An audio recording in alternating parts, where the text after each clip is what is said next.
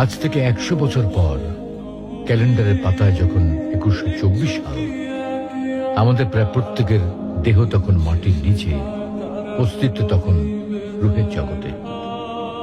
ইতিমধ্যে ফেলে যাওয়া আমাদের সেই সুন্দর বাড়িটা হয়তো পরবর্তী প্রজন্ম ভোগ করছে।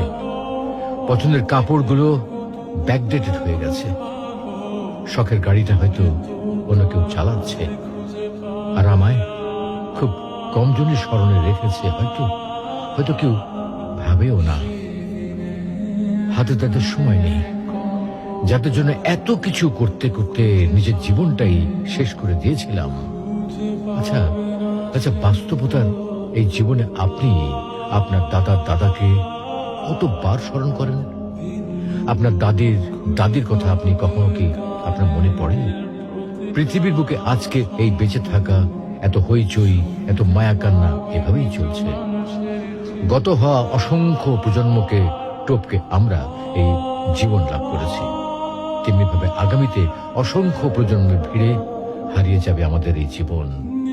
কিন্তু খুব কম লোকই সময় পায় ফেলে যাওয়া জীবনটা একটু ফিরে দেখার। বাস্তবতা হচ্ছে এই জীবনটা আমাদের কল্পনার চেয়েও অনেক অনেক ছোট।